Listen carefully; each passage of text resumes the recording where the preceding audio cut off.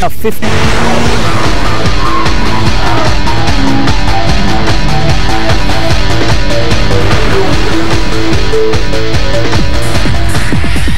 This is Infinity's stylish new G35 Coupe. And this is the recently introduced Nissan 350Z. Now, any resemblance you see between the two is not just a coincidence. Under the skin, they're essentially the same, but they'll play different roles in the showrooms. As Nissan's upscale division, Infinity has given its sportiest new model some more refined characteristics, a greater degree of comfort, and voguish elegance that hides the muscles well. It's kind of like a mid-engine car, and has all the other virtues of the Z car, which is it's pretty sporty, got a lot of grip, nice big tires, 6-speed transmission, or you can get an automatic with the Infinity, which ought to appeal to some of the people that kind of are attracted to a car like the Z car, but want a little more refinement. They needed a bit more genteel. But it's still a car based on the FM platform. Nissan calls this the FM platform, which means front engine, but mid-engine also. The engine is placed pretty far back, so there isn't too much weight on the front tires. And as a result of that, this is a really nicely balanced car.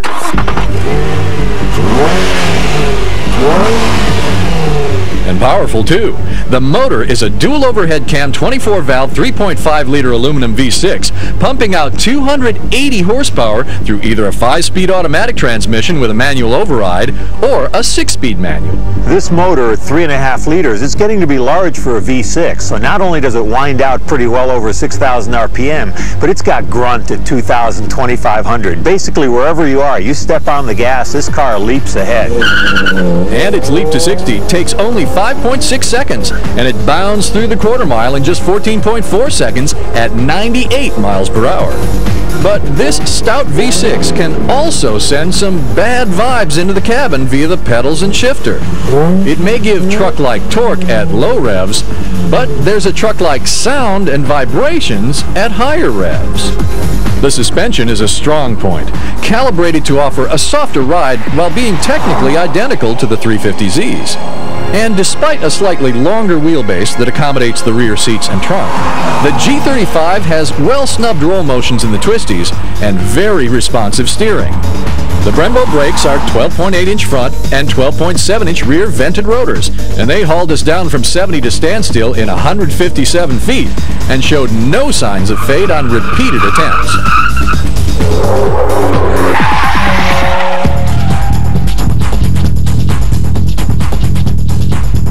On the styling cues, the rear end and taillight treatment are more easily accepted than that of the Z car, and the headlight styling also caught our attention.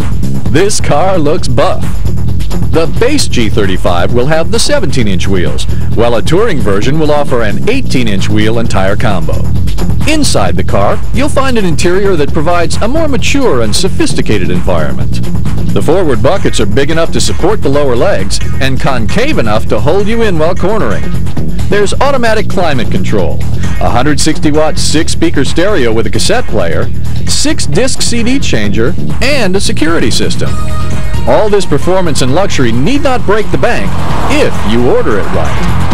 For people who don't need to buy the big Brembo brakes and some of the other options, you can get into one for under 30K, which is really not a bad deal.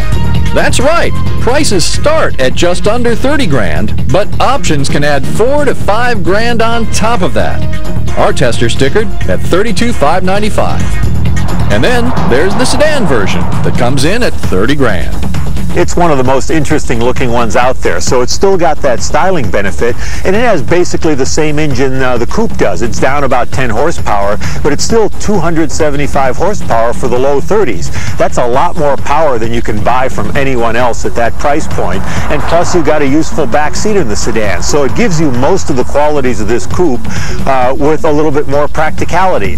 So, here's the lowdown. The highs, a buffed and buff body, a suspension great for twisty roads, and those chiropractor-like supportive seats. The lows, not so nice noise and vibration. The verdict, in some ways, a better Z than the Z. Coming up, It's a flashback to the V8-powered Sunbeam Tigers. Then, we'll test the new 9.3 Vector from Saab.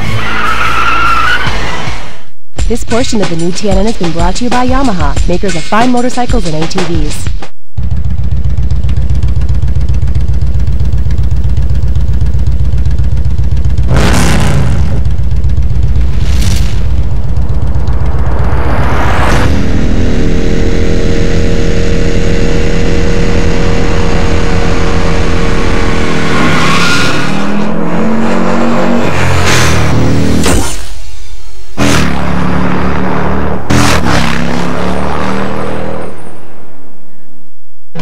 Transforming enthusiasm and effort into successful careers. Its graduates are among America's top technicians. You provide the desire and dedication. We'll provide the rest. At Wyotech, you'll acquire the technical and personal skills needed to build a successful career, wherever you want to go. A promise we've been delivering on for nearly 40 years. Wyotech, your future, your choice. Looking for high performance? When you want high performance, there's only one place to go. Jegs.com.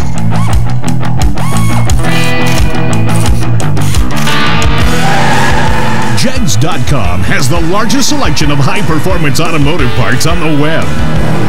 When you need high performance, Jegs.com has the part you want, when you want it. Want performance? You've got it. Jegs.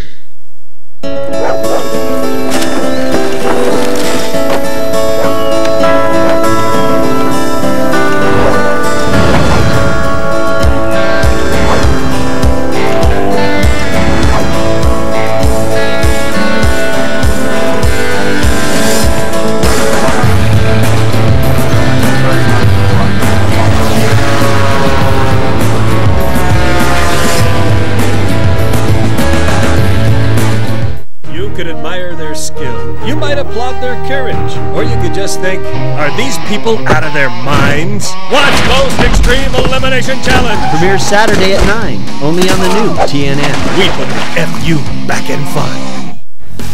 The 270 horsepower G35 is a deal at 30 grand, but back in the 60s, 3,500 bucks could now be worth a fortune if you were a lucky owner of the sporty Sunbeam Tiger. Classic Car and Driver, a flashback to the archives and the machines of our automotive past.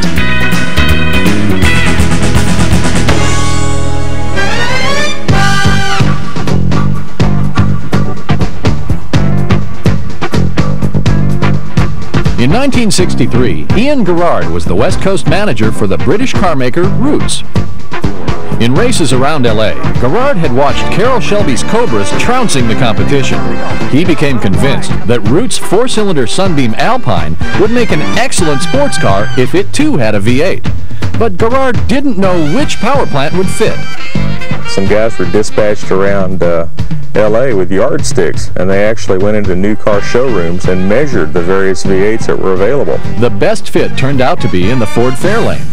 The 260 cubic inch V8 worked because its distributor was mounted in front. $10,000 was diverted from the advertising budget for Carroll Shelby to wedge the motor into the Alpine. Wasn't easy, took a lot of modification. They had to totally change the firewall, you know, they had to move the brake booster, and oh man, it was a major tear up to put that big V8 in there. But it really transformed it, no doubt about that. The Sunbeam Tiger made its debut at the New York Auto Show in April of '64. Later that year, Car and Driver tested one with some skepticism, but ended up writing, "We could have saved our fears for something else. The Sunbeam has been utterly transformed by the change in engines, and it is a transformation that is all to the good." In the transformation from Alpine to Tiger, the body style changed little, except for the last-minute badges and the chrome stripe on the side. The top was steel bows and vinylized canvas.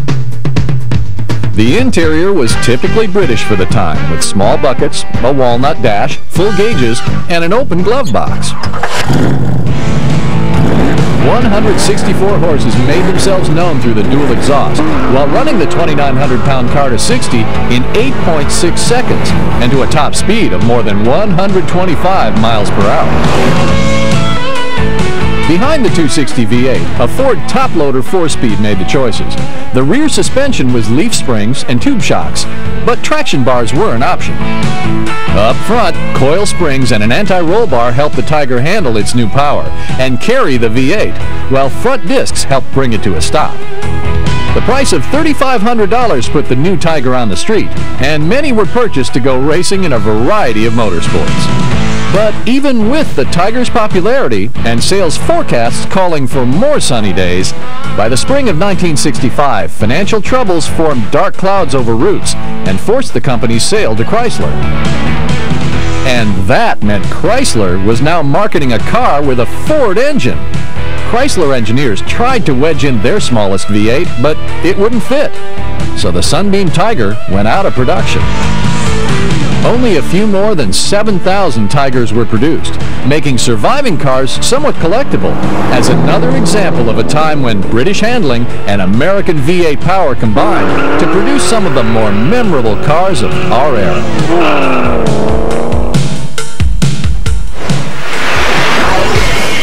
Coming up, it's Saab's new entry-level luxury sedan with a trunk. The Vector is next. The toughest enemy to see is that which you are not aware of. Oh my God! It's Kevin Nash! Kevin Nash is back! Now that Triple H is looking, can the game stop what Nash has in store? WWE Raw, live tomorrow only on the new TNN. A breakthrough in high performance. Excel's new Cool Blue filters flow more air for more power, up to 15 more horsepower. Whatever you drive, it'll run better, cleaner, and longer with Cool Blue. The secret, 4 layers of oiled cotton gauze pleated in a plastic-coated mesh. It filters out dirt particles 300% smaller than any other performance filter. It's durable, reusable, easy to clean, and has a lifetime warranty. Cool Blue performance filters. Feel the difference. Edelbrock salutes the passion of America's hot rodder. And for over 60 years, Edelbrock has fueled the passion for power. Made in the USA for outstanding quality and performance. Our superior designs are tested on the dyno and in the street. Manufactured with precision and pride. Made by enthusiasts for enthusiasts. Edelbrock builds them right here in the USA. Call now for your free catalog and vote on the best. This guy tells his buddy there's nothing he'd like more than a new riding lawnmower. Nothing too expensive, he says, but nothing's gonna give me any trouble. Nothing too complicated. Nothing better than making it look good and getting on with it. His buddy looks at him and says, nothing runs like a deer. Introducing the John Deere 100 series. Durability, precision, and exclusive support. For anyone who wants a tractor that's easy to run, easy to maintain, and easy to afford. Hey guys, what do you say we get back to more Car and Drive around the TNN Power Block?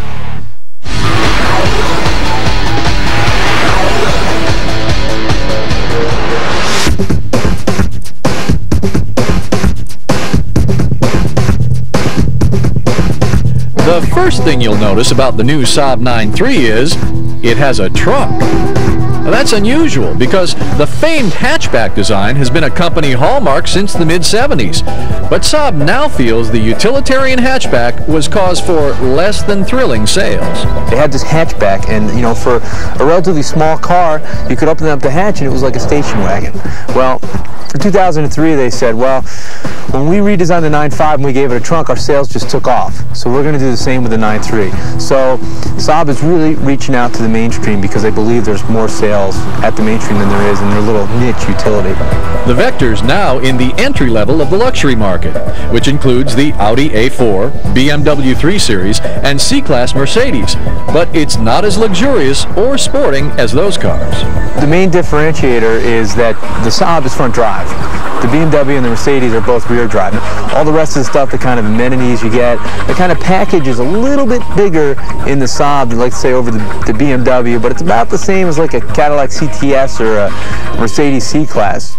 The pretty new skin has a more tailored, more Germanic look, with shorter overhangs and bulging wheel arches filled nicely by the 17-inch alloy wheels and tires.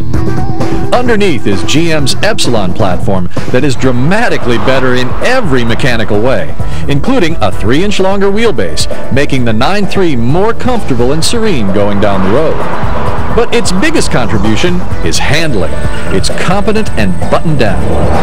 Helping is a new 4-link independent rear suspension and a front suspension mounted to a stiff, hydroformed subframe. And the steering rack is now mounted lower in the structure to reduce some of the well-known Saab torque steer. The power plant is a turbocharged 2-liter all-aluminum twin-cam 4-cylinder with very little turbo lag and 210 horsepower and 221 pound-feet of torque. Our 9.3 made the run to 60 in 7.3 seconds and covered the quarter mile in 15.5 seconds at 93 miles per hour. But the 6-speed manual tranny felt a little numb, and its synchros demanded slower shifting, which hurt our times. There's a full array of electronic safety systems, stability control, traction control, and anti-lock discs that provide a 70-to-0 stop of 172 feet.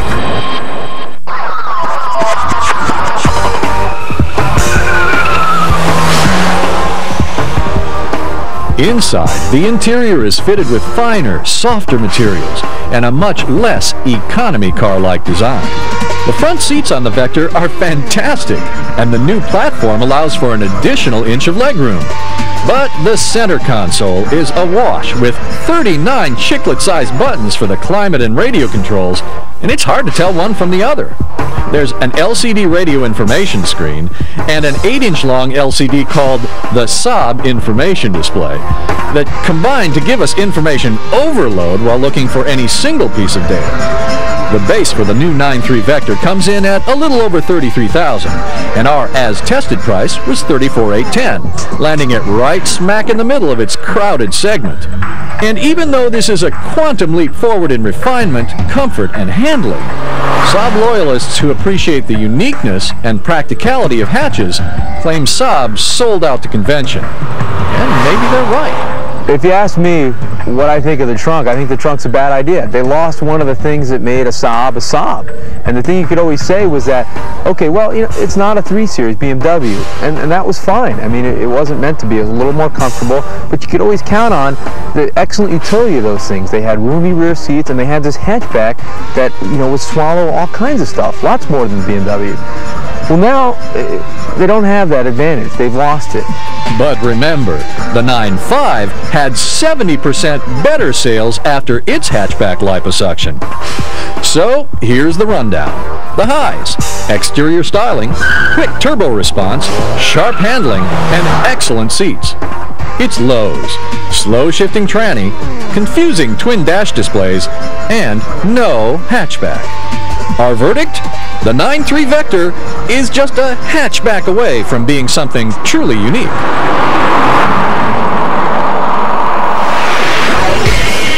Next up, it's Volvo's first sport utility, the XC90, a go-anywhere SUV with Volvo's standard array of safety gear.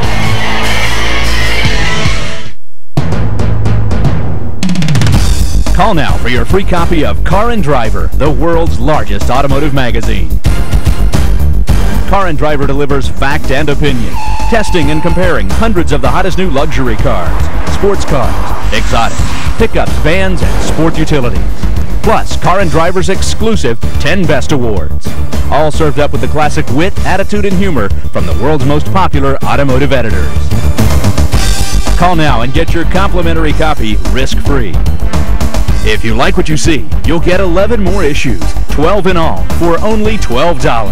That's a 72% savings off the newsstand cost. We'll bill you later. If you choose not to subscribe, simply return the bill marked cancel. You'll owe nothing, and the free issue is yours to keep. If you're an enthusiast, get up to speed with the ultimate automotive magazine. Call now for your free introductory issue of Car and Driver. This portion of the new TNN has been brought to you by Yamaha, makers of fine motorcycles and ATVs. This week on Home Makeover, we're at the home of Paul and Christine Schmidt. Christine wants a new backyard, but they're tight on money, so let's get to work. Take a look. Whoa! Oh, it must have cost a lot! Not at all. Right now, every Yamaha motorcycle and ATV is available for just 3.9% APR all the way to 2005. Plus, get up to $300 customer cash on select models. And just look at the results. Next week, we tackle a bathroom renovation. So long! Heads up, it's this week's Marketplace. New from Super Chips, the Max Micro Tuner. Lets you calibrate your car or truck for increased horsepower and torque without lifting the hood. It's an easy 10-minute plug-and-play install, letting you raise your top speed limit, adjust transmission shift points, and calibrate for bigger tires at the touch of a button. Super Chips, more power for tow and go. Announcing Edelbrock's new shorty headers for trucks with mandrel bends and laser cut flanges. They flow more air for more power. Now available in 3 finishes, nickel, black, or ceramic coating. Shorty headers are an easy replacement for stock exhaust manifolds. Edelbrock, made in the USA.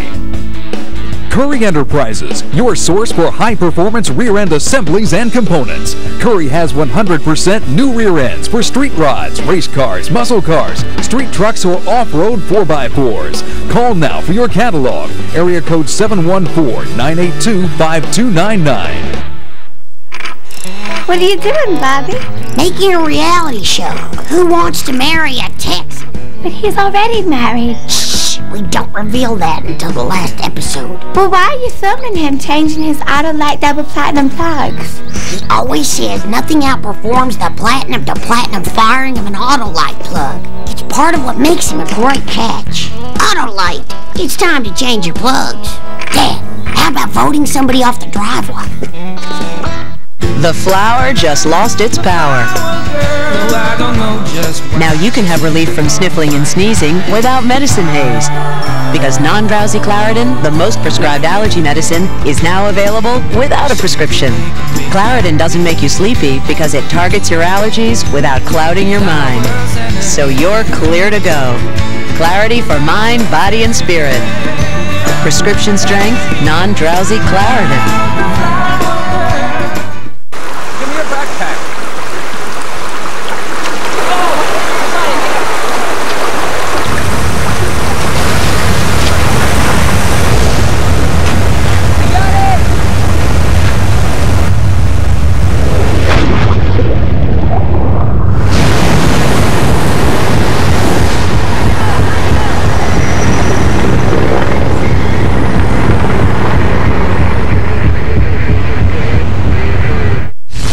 For more information on today's stories, log on to caranddriver.com, the enthusiast automotive resource.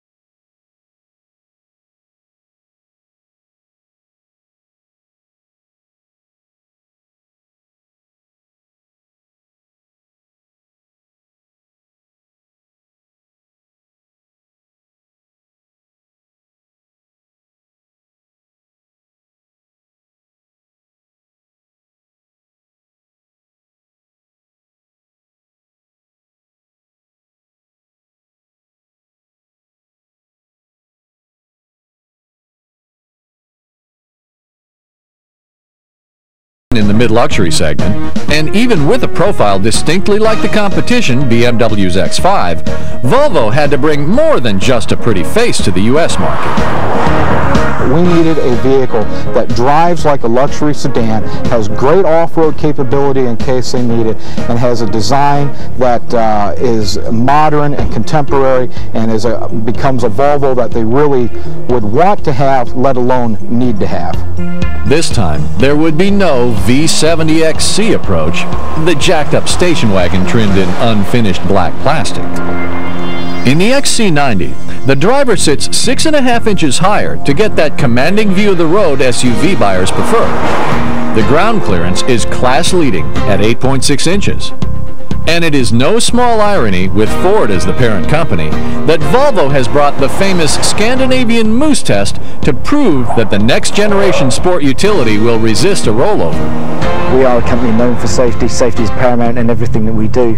And it was the ability to bring technical systems to this car that would ensure that in most road situations this vehicle is as safe both from an active point of view, that's the way the car drives, handles and reacts to situations, and then from a passive point of view, that if an accident occurs, the systems are in place to ensure the safety of all the occupants of the vehicle. The system is RSC, for Roll Stability Control.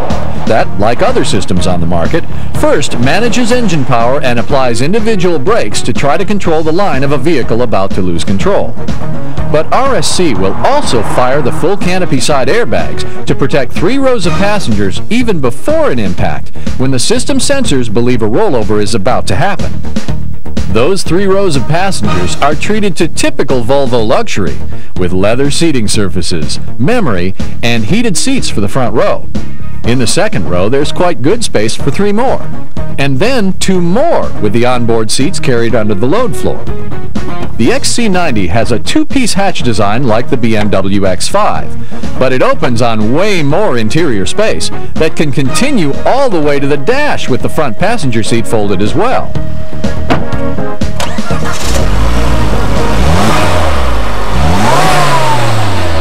There are 2 power choices, both familiar but enhanced in the XC90. This is the turbo-boosted 20-valve transverse-mounted 5-cylinder in the base model, making 208 horsepower. Or choose the twin-turbo 24-valve 6, making 268 horses and 280 pound-feet of torque. In both cases, the engines are paired with a manual control option automatic, a 5-speed for the 5-cylinder, 4 gears for the more powerful 6. And of course, there's the all-wheel drive system that can direct up to 95% of torque to the rear wheels. But in normal running, the system mostly drives the front. The system is optional on the base model, included in the features of the upline T6 XC90. And for all the added weight of being a sport utility, the XC90 offers strong performance for the class, running from 0 to 60 in 9 seconds, or less with the stronger twin-turbo 6. Plenty of performance to make the newest arrival quite attractive in any level of power and trim, whether running errands in the city or cruising highways with that luxury sedan ride. With pricing from a base of $34,000 up to the fully equipped T6 model topping out at $43,000, the late-to-market Volvo XC90 seems well prepared to tackle the highly competitive U.S. sport utility segment with a vengeance. One might even say, Volvo is on a roll.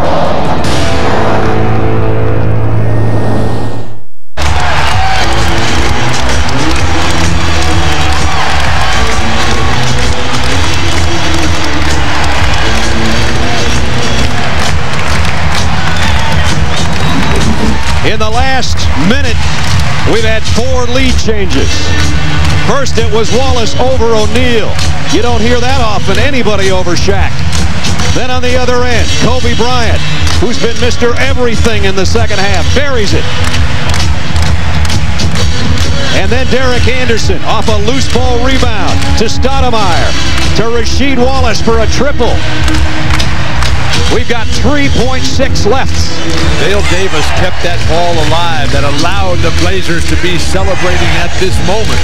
But there is a ton of time left. Well, I'm telling you, what you have to do if you're Portland the last 2 or 3 times down the court, it's been a pick and roll involving Kobe Bryant. Jump it, double team it, make him give the ball up and make somebody else beat you. But watch Robert Horry. Kobe 7 for 9 shooting this quarter. Robert Horry is phenomenal in these situations. Shaq at the basket area. Devin George has made his last 3.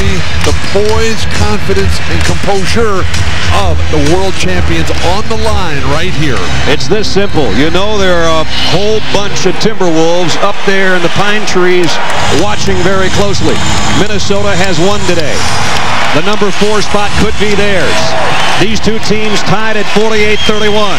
It's a 2-point game with 3.6 to go. The Lakers will stack everybody. The inbounds pass will come from Robert Horry. Make every Laker go away from the basket. Horry to Kobe Bryant with less than 2. It's no good, and the Blazers have beaten the Lakers. Every time the Lakers made a push, the Blazers somehow, even when it seemed to be in disarray, had an answer. And here's your final shot. It was a great job by Ruben Patterson. Didn't buy the bump fake, and then Rasheed Wallace coming over and not even close. But they knew who was going to make the last shot. That's why there were 2 guys around. The Blazers go. In the season, the future of the Memphis Grizzlies seemed a bit discouraging. Then Jerry West fired Sidney Lowe and hired the charismatic Hubie Brown. Brown and his raspy voice turned the team's game around and led them to almost 30 wins, a record for the franchise. Brown says the team is moving in the right direction. We're going to be organized. We're going to be very disciplined. We're going to have a philosophy, offense and defense.